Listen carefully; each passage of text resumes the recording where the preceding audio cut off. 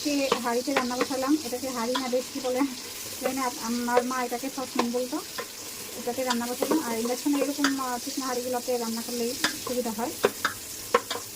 Hello viewers, আসসালামু আলাইকুম। কেমন আছেন আপনারা সবাই? আলহামদুলিল্লাহ আমি ভালো আছি। পেঁয়াজটাকে ভেজে নিচ্ছি। আজকে আমি লাউ শাকের ডাঁটা, শিম, আলু দিয়ে একটা সবজি রান্না করব মাছ দিয়ে।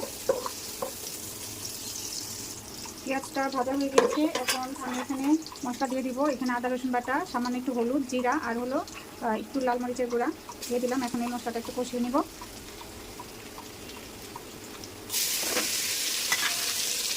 আর সাথে দিয়ে দেবো সাথে মতো লবণ। এখানে লবণ দিয়ে দিলাম। এখন মশলাটা আমি একটু ভাজা ভাজা করে কষিয়ে নেব।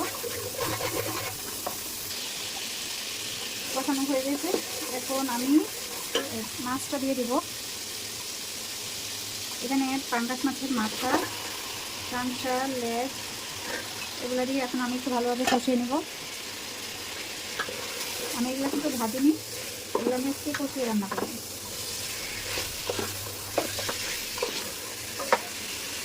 একটু পানি দিয়ে দিলাম।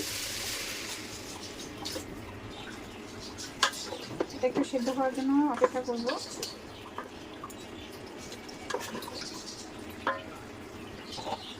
একটু ঢাকা দিয়ে দিলাম।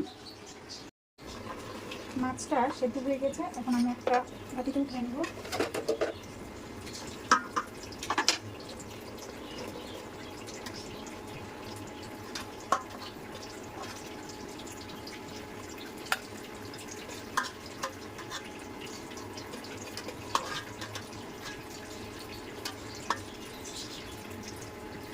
তারপর এখানে আমি সবজি দিয়ে দিচ্ছি। এখানে আলু, শিম, অল্প কিছু লাউ পাতা আর লাউয়ের ডাঁটা আছে। এখন আমি এগুলো একটু কষিয়ে নেব। শীতের দিনে এইভাবে মাছের মাথা বা এগুলো দিয়ে রান্না করলে, যে কোনো মাছ দিয়ে রান্না করা যায়, চিংড়ি মাছ দিয়ে রান্না করা যায়, এই সবজিটা খেতে খুবই ভালো লাগে।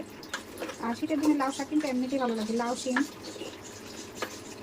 এখন আমি একটু ঢাকা দিয়ে দিব। আর লাউ পাতাগুলো অন্য আরেকদিন আমি অন্য একটা রেসিপি তৈরি করেছিলাম। এখন আমি একটু ঢাকা দিয়ে দিলাম আর একটু কষিয়ে নেব। কালারটা খুব সুন্দর লাগতেছে, একদম সবুজ। আমি একদম হালকা মশলা দিয়েছি। আর এই সবজিটা হালকা মশলাই ভালো লাগে, বেশি মশলা দিলে একদম ভালো লাগে না। এই যে হয়ে গেছে কষানো। এখন আমি মাছগুলা দিয়ে দিব আর হালকা একটু ঝোল দেব।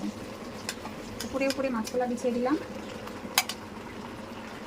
একটু পানি দিয়ে দিলাম, হালকা ঝোল। একদম অনেক বেশি ঝোল হবে না, আবার একেবারে শুকনো হবে না। তরকারি হয়ে গেছে। এখন আমি কাঁচামরিচ দিয়ে দিলাম আর একটু ধনেপাতা দিয়ে নামাই নেব। কেমন হয়েছে রান্নাটা কমেন্ট করে জানাবেন। আল্লাহ হাফেজ।